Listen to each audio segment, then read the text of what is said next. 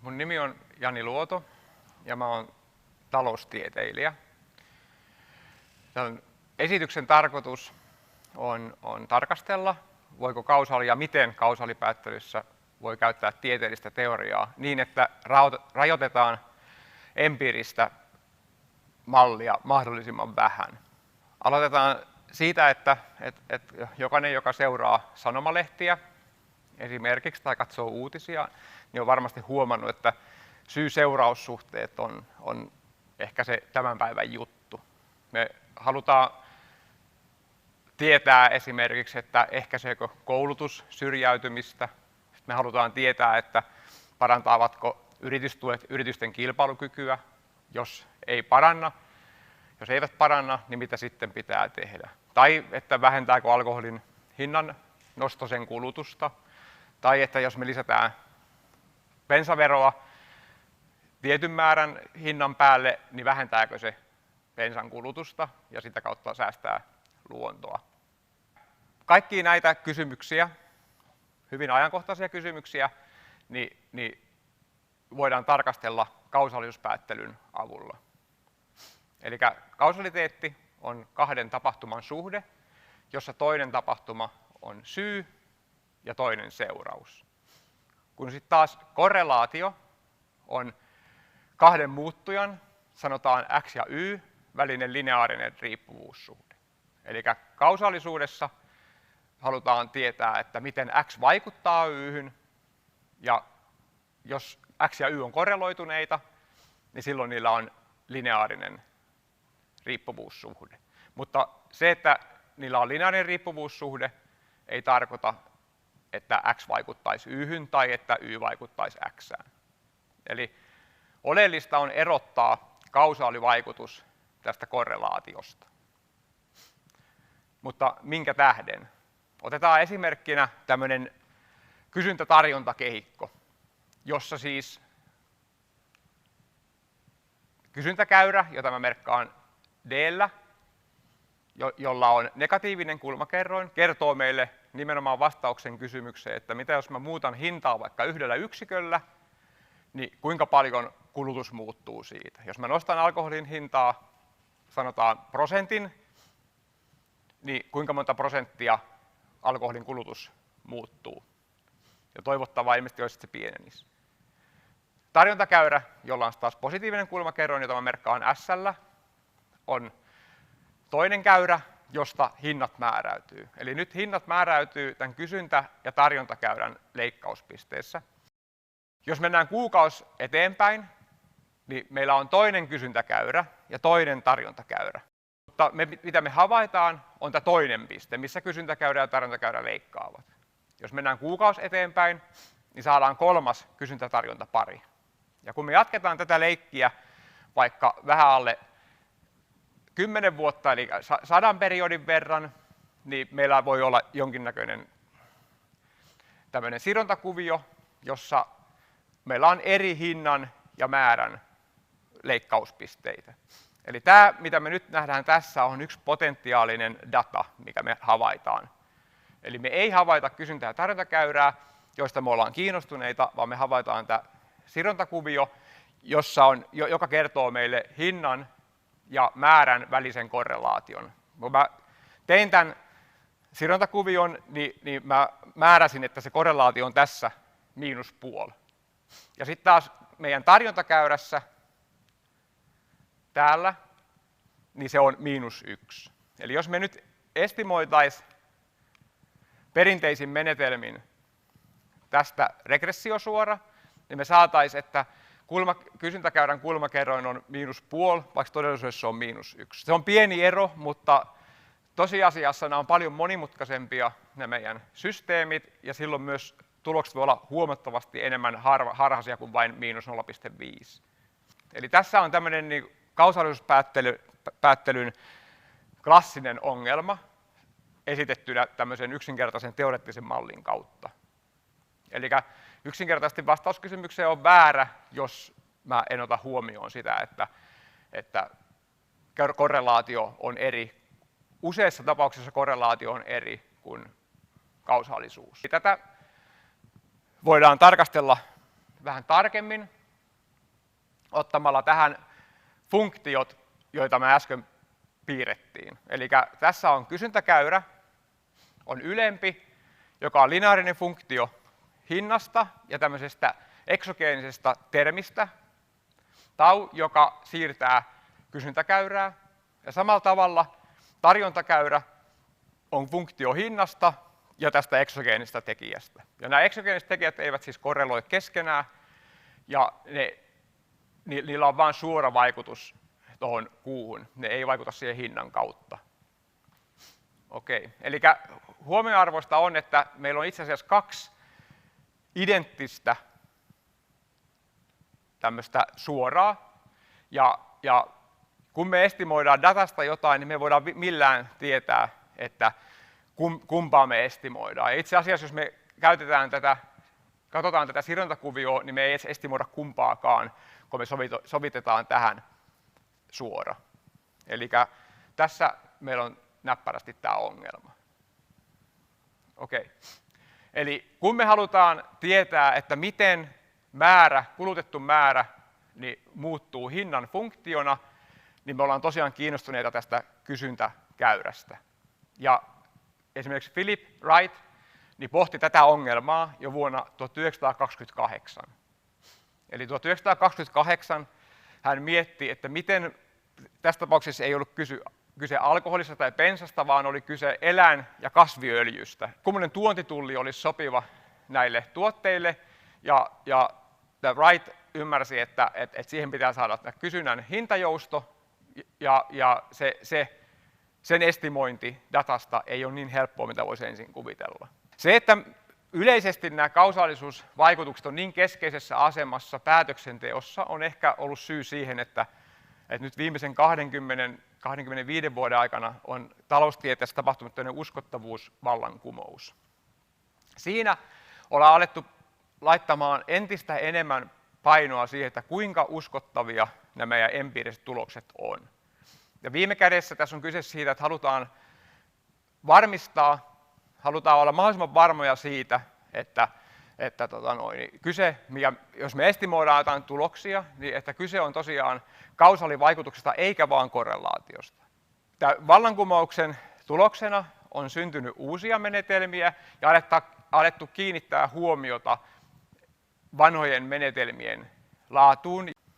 Eli yksi keskeinen tämmöinen ajatus tässä vallankumouksessa on ollut se, että paras tapa tutkia kausaliteettia on tehdä satunnaistettuja vertailukokeita. Eli jakaa ihmiset satunnaisesti kahteen ryhmään, koeryhmään ja verrokkiryhmään tai vertailuryhmään. Yleisesti on aika yksimielinen käsitys taloustieteilijöiden ja muidenkin yhteiskuntatieteilijöiden joukossa, että tämä olisi paras tapa tehdä asioita, jos se olisi mahdollista. Mutta nopeasti ymmärretään, että esimerkiksi on todella vaikea tehdä koetta, jossa osalle ihmisistä alkoholin hinta on eri kuin toisille, tai osalle ihmisistä bensan hinta on eri kuin toisille, tai mitä tahansa tällaisia isoja ilmiöitä, makroilmiöitä halutaan tarkastella, niin siellä satunnaistaminen on todella haastavaa.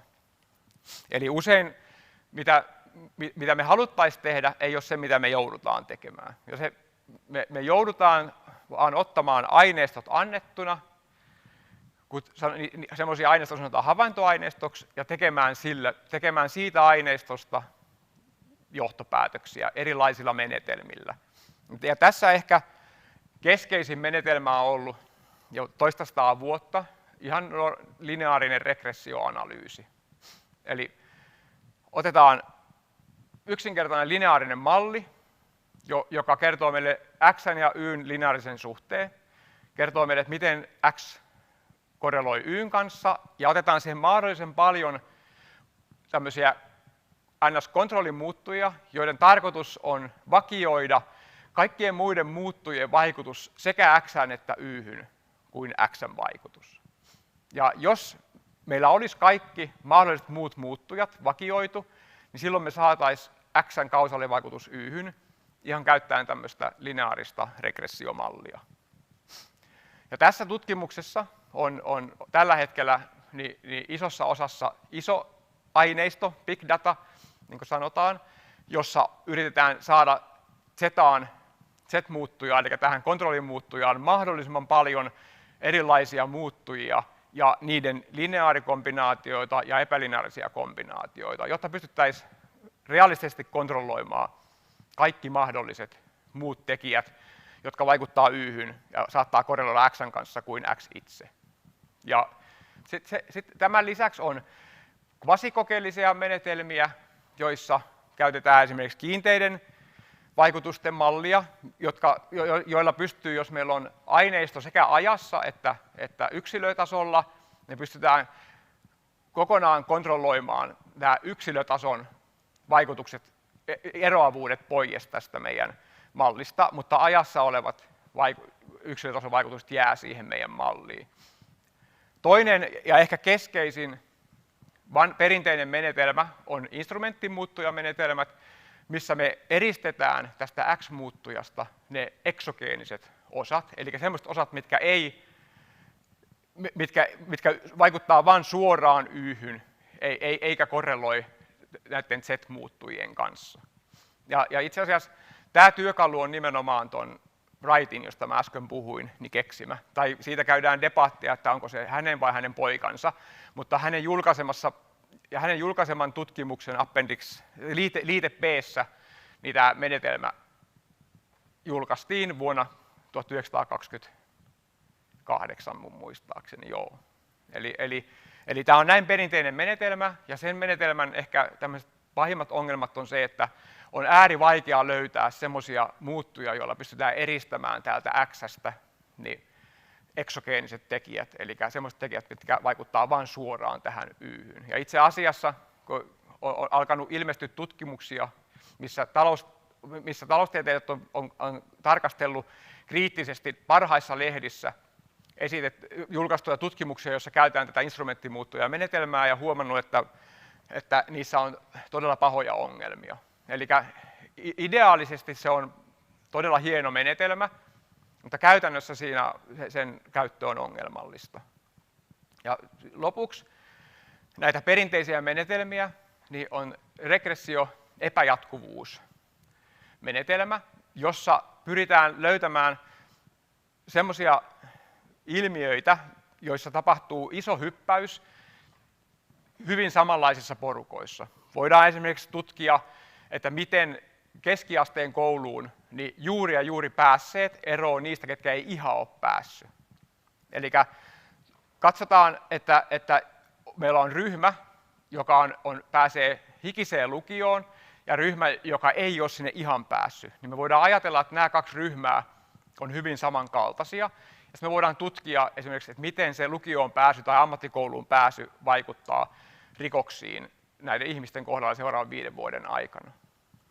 Tämäkin on loistava idea, mutta tietenkin luonnollinen ongelma siinä on se, että koska tämä ryhmä on hyvin pieni joukko siitä koko porukasta, eli jo määritelmän mukaisesti ne, ketä on just päässyt lukioon tai jäänyt sieltä pois, niin ne ei voi millään edustaa sitä koko populaatiota, koska